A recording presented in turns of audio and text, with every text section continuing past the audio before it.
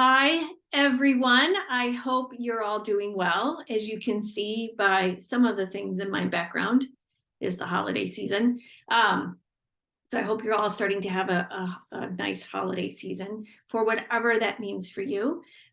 Today, I wanted to share with you a book that I've read that has just really left me thinking. And I did borrow it from the library. I'm going to be buying myself a copy to reference from now on, as well as probably giving it to a lot of people for Christmas. I celebrate Christmas. So the book, I heard about it on Elise Loehnen's podcast, Pulling the Thread.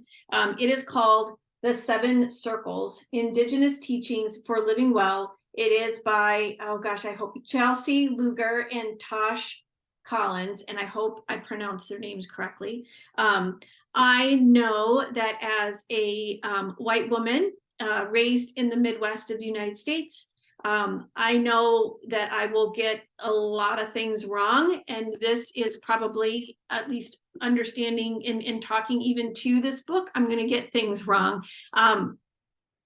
It also reminds me of learning about other cultures that my culture has suppressed and tried to annihilate, genocide. I understand all of the I don't understand all of it. I'll just, because I don't know everything, I do acknowledge that I know that has taken place.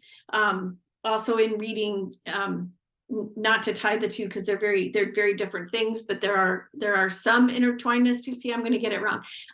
But also reading, Ibram Kendi and Isabel Wilkinson, just to name a few, understanding the full history is so incredibly important, and understanding the history that we are most likely not taught in school is so incredibly important.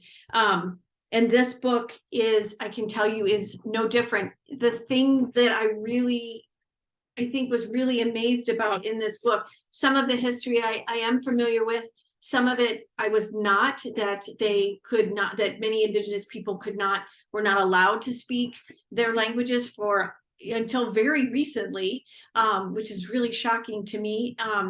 I did know about the boarding schools. I did live in Alaska for quite some time and am familiar, but when I say familiar, I mean like this much, not like the depth, but very familiar with Athabascan, Dena'ina, Inupiaq, Yupik, Tlingit, like very different, and there's many more, but very different cultural language groups. So I found this, I heard of this book, and I got it fresh from the library. And again, I'll be getting my own. But the thing that I found so engaging in this book, in addition to the history, but also the teachings and this idea of 7 circles. And on the cover, it even has the 7 circles of movement, land, community, ceremony, sacred space, sleep, and food. And they go into each of the sacred circles, which was so helpful. Sleep, for example, sacred space, community, land, all of it. And they give you, in every chapter, they give you ideas of ways to take action. They give you ways of engagement. They give you ways of optimization for every single thing. And the other thing is that every circle has all the other circles in it. So as you're reading the book, you're seeing the connection. Food begets sleep. Sleep begets food. Food begets community. Community begets food. Land begets food. I mean, you can see the integrativeness, if that's a word, of all the things. And that is really what made such an impact on me, in that it really touched my soul. I know when I walk outside, as you all know, I live really close to a nature preserve. As I walk in that preserve, it really, I can feel Mother Earth coming up through my feet. I feel connected to her. The trees and I talk. There are many of the trees have told me their names, and that connection and everything. And I know that if I don't have that connection daily, I know I can't sleep. I know I watched the cycles of the seeds of different wildflowers. I watched the birds and what they ate, the deer and where they are in the preserve at any kind of given time in the year. So it's things that I've come across before, but to have it in a book like this also really deepened that practice for me, as well as gave me new paths to explore. It is wonderfully written. They both share their own stories, as well as stories from as well as stories from their own cultures, and then even how it's impacting their children. I cannot describe this book enough. It's called The 7 Circles: Indigenous Teachings for Living Well, Chelsea Luger and Tosh Collins. Really, I mean, and this book also gives me hope, I will say, because clearly they are younger than me. And I feel so grateful that the generation behind me and behind me and behind me is far more aware of these things and are letting their voices be known far more than my generation or previous generations have been for white people. So if you have a chance, get a copy of this book, either in your library or buy a copy. And take the time to really, when I first started reading it was interesting because I was like, oh, it's actually a beautiful book as well. I mean, the photography, which Mr. Collins is actually a photographer, and it's a stunning book. It's on beautiful paper. The cover is actually, there's not an additional dust cover. It's its own cover. The whole thing is just so beautifully done. But when I first started reading it, I was like, okay. And I thought when I'd get to the movement section, I'd be like, oh, I really don't want to work out, but it's not about that. And I just found myself so easily pulled into it. And I really look forward to, because I usually read at night before I go to bed, and I look forward to reading it every single night and couldn't wait to get to it. Really, really lovely, fascinating book. And again, one that I will reference from now on.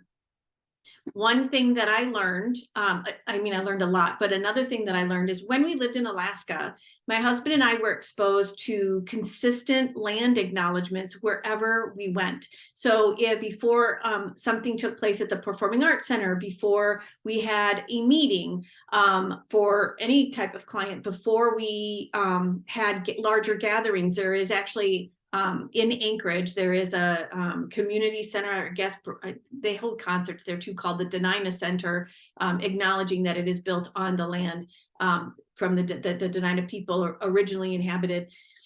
Anyway, we became used to land acknowledgements and having them said before many, many things. And when we moved back to the lower 48, we actually missed that. And there is, and I'll put it in the show notes, there is a website that if you want to know the cultures or the languages of the people that were here before you, there is a website where you can enter your zip code and it will tell you. And I do know that I am currently doing this video, and I want to acknowledge that I'm doing this video on the lands that were previously inhabited by the Peoria and Ottawa people. And I have so much more work to do around that land acknowledgement. There's a whole practice as far as how to actually create one. But I do find that very interesting in a way. And again, I probably am getting this all wrong, but so I am acknowledging I'm probably getting it wrong, but I do at least want to try, because I do find that the history is so important. Where the names came from is so important. Knowing whose name we took and many times bastardized, made it bad, did something with it.